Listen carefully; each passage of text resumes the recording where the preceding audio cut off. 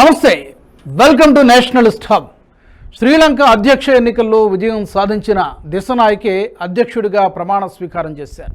ఆ దేశ రాజధాని కొలంబోలోని రాష్ట్రపతి భవన్లో ఏర్పాటు చేసిన కార్యక్రమంలో శ్రీలంక చీఫ్ జస్టిస్ జయంత జయసూర్య ఆయనతో ప్రమాణం చేయించారు. దీంతో శ్రీలంక 9వ అధ్యక్షుడిగా దిశనాయకే బాధ్యతలు తీసుకున్నారు. శ్రీలంక అధ్యక్ష ఎన్నికల్లో గెలుపొందిన దిశనాయకేకు భారత ప్రధాని నరేంద్ర మోదీ శుభాకాంక్షలు తెలిపారు. సెప్టెంబర్ 21న జరిగిన అధ్యక్ష ఎన్నికల్లో కమ్యూనిస్టు నేత, నేషనల్ పీపుల్స్ పవర్ పార్టీ నాయకుడు కుమార దిశనాయకే ఘన విజయం సాధించారు. దిశనాయకేకు సుమారు 7,27,000 ఓట్లు లభించగా సమీప ప్రధాన ప్రత్యర్థి సాజిద్కు సుమారు 3,33,000 ఓట్లు పోలయ్యాయి. ప్రస్తుత అధ్యక్షుడు రనిల్ విక్రమసింఘే ఘోర పరాజయం పొందారు. విక్రమసింఘే 2,35,000 ఓట్లతో 3వ స్థానంలో నిలిచారు. దిశనాయకేకు 42.31% ఓట్లు రాగా సాజిద్కు సుమారు 23% ఓట్లు వచ్చాయి. ఓటమి పాలైన విక్రమసింఘేకు కేవలం 16% ఓట్లు మాత్రమే వచ్చాయి. ఫలితాలు వెలువడిన వెంటనే ఎన్పీపీ కార్యకర్తలు ఎర్ర జెండాలతో వీధుల్లో భారీ ప్రదర్శన చేశారు. గత ఏడాది అంతర్గత సంక్షోభంతో అట్టుడికిపోయిన శ్రీలంకలో ప్రజలు మార్పు కోరుకున్నారు. 1980 తర్వాత మరోసారి కమ్యూనిస్టు పార్టీకి అవకాశం ఇచ్చారు. అవినీతికి తావులేని స్వచ్ఛమైన పాలన అనే నినాదంతో ఎన్నికల్లో పోటీ పడిన అనుర కుమార ఓటర్లను ఆకర్షించారు. విక్రమసింఘే పాలనలో గాడి తప్పిన ఆరోగ్యం, విద్య, రవాణా రంగాలపై ఆయన విమర్శనాస్త్రాలు సంధించారు. ఇవన్నీ అనుర కుమార పట్ల ప్రజల్లో నమ్మకం కలిగించాయి. దిశనాయకే గెలుపును ఎవ్వరూ ఊహించలేకపోయారు. ఆర్థిక పతనం తర్వాత జరిగిన ఎన్నికల్లో దిశనాయకే విజయం సాధించడానికి అనేక కారణాలున్నాయి. శ్రీలంక అధ్యక్ష ఎన్నికలను అమెరికా, చైనాలతో పాటు భారత్ కూడా నిశితంగా పరిశీలిస్తోంది. ఆర్థిక సంక్షోభం తర్వాత భారత్, అమెరికాలు శ్రీలంకలో భారీగా పెట్టుబడులు పెట్టాయి. మరోవైపు అప్పుల మీద అప్పులిచ్చిన చైనా శ్రీలంకను పూర్తి స్థాయిలో తన గుప్పిట్లో ఉంచుకోవడానికి శతవిధాలా ప్రయత్నాలు చేస్తోంది. 2019 అధ్యక్ష ఎన్నికల్లో ఎన్పీపీ కూటమి అభ్యర్థిగా అనుర కుమార దిశనాయకే తొలిసారిగా అధ్యక్ష ఎన్నికల్లో పోటీ చేశారు. అయితే కేవలం 3% ఓట్లతో 3వ స్థానంలో మాత్రమే నిలిచారు. 2019 అధ్యక్ష ఎన్నికల్లో గొటబయ రాజపక్ష ఎన్నికైన తర్వాత ప్రభుత్వ అవినీతికి వ్యతిరేకంగా అనుర కుమార దిశనాయకే గొంతెత్తారు. దీంతో దిశనాయకేకు క్రమంగా మద్దతు పెరుగుతూ వచ్చింది. ఆర్థిక సంక్షోభ సమయంలో జరిగిన నిరసనల్లో అనుర కుమార ముందు వరుసలో ఉన్నారు. అదే సమయంలో 2024 అధ్యక్ష ఎన్నికల్లో పోటీ చేస్తానని అనుర కుమార దిశనాయకే ప్రకటించారు. ఆయనకు యూనివర్సిటీల విద్యార్థులు, ప్రభుత్వ ఉద్యోగులతో పాటు అనేక పార్టీలు మద్దతుగా నిలిచాయి. గతంతో పోలిస్తే అనుర కుమార దిశనాయకే మొన్నటి ఎన్నికల ప్రచార సభలు కిక్కిరిసిపోయాయి. గత ఎన్నికల్లో కేవలం 3% ఓట్లు సాధించిన వ్యక్తి ఈ ఎన్నికల్లో అత్యధిక ఓట్లు సాధించగలిగారు. ప్రస్తుతం ఆయన ఎన్పీపీ కూటమి తరపున పోటీ చేసినప్పటికీ ఆయన సారథ్యం వహిస్తున్న జేవీపీకి హింసాత్మక చరిత్ర ఉంది.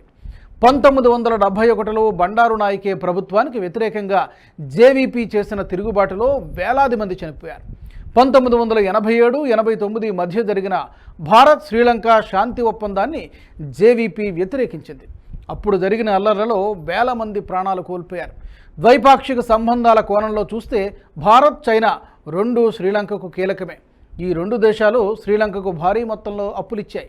వామపక్ష భావజాలం ఉన్న పార్టీ కావడంతో సహజంగానే జేవీపీ చైనాకు సన్నిహితంగా ఉంటుందని భావిస్తున్నారు.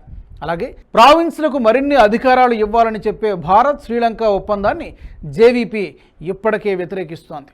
అంతేకాదు చైనా కమ్యూనిస్టు పార్టీ సుదీర్ఘకాలంగా శ్రీలంక కమ్యూనిస్టు పార్టీతో సన్నిహిత సంబంధాలు నెరుపుతోంది. ఎన్నికల సందర్భంగా జరిగిన రాజకీయ చర్చల్లో దిశనాయకే మాట్లాడుతూ అదానీ గ్రూప్ విండ్ పవర్ ప్రాజెక్టును రద్దు చేస్తామన్నారు. శ్రీలంకకు ఎక్కువ ధరకు విద్యుత్తు విక్రయించనున్న ఈ ప్రాజెక్టుకి తాము వ్యతిరేకమని దిశనాయకే ప్రకటించారు. అలాగే ఈ ప్రాంతంలోని ఏ వ్యవస్థతోనూ విరోధం ఉండకూడదని ఆ పార్టీ చెబుతూ వస్తోంది. రాబోయే రోజుల్లో భారత్ విషయంలో దిశనాయకే వైఖరి ఎలా ఉంటుందో చూడాలి.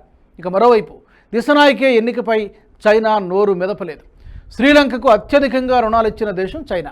చైనా రుణాలతో శ్రీలంక ప్రభుత్వం అనేక ప్రాజెక్టులను నిర్మిస్తోంది. శ్రీలంకలోని హంబంతోట నౌకాశ్రయం ఇందులో చాలా కీలకమైందని చెప్పారు.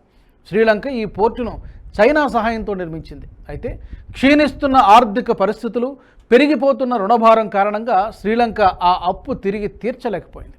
దీంతో చైనా హంబంతోట పోర్టును 99 సంవత్సరాలకు లీజుకు తీసుకుంది. భవిష్యత్తులో మరిన్ని పెట్టుబడులు పెడతామని హామీ ఇచ్చింది.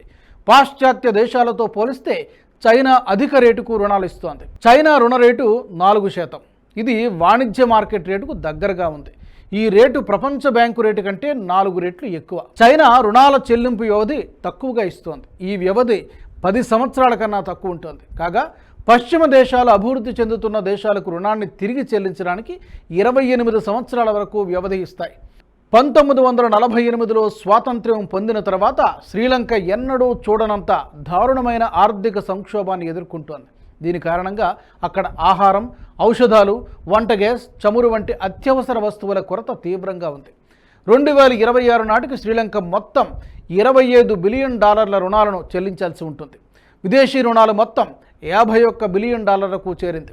సిలోన్ పెట్రోలియం కార్పొరేషన్ 5,473 కోట్ల అప్పుల్లో ఉంది. పూర్తిగా కుప్పకూలిన దేశ ఆర్థిక వ్యవస్థను గాడిన పెట్టడం దిశనాయికే ముందున్న అతిపెద్ద సవాల్. విదేశీ మారక నిల్వలు ప్రమాదకర స్థాయి కంటే కూడా దిగువకు పడిపోయిన స్థితిలో ఇది మరింత కఠినమైన పని.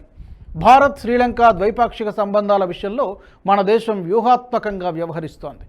ద్వీపదేశంలో చైనా ప్రాబల్యాన్ని కట్టడి చేయడానికి దీర్ఘకాలిక ప్రణాళిక అవలంబించాలని మోదీ ప్రభుత్వం భావిస్తోంది.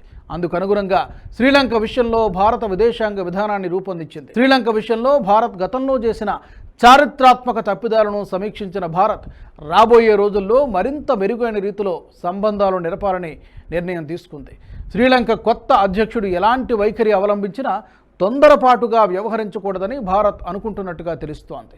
భారత్ చేపట్టిన ప్రాజెక్టుల విషయంలో శ్రీలంక ప్రభుత్వం ప్రతికూల విధాన నిర్ణయాలు తీసుకునే అవకాశాలుండడంతో మన దేశం ఆచితూచి వ్యవహరించే అవకాశం ఉందని అర్థమవుతోంది.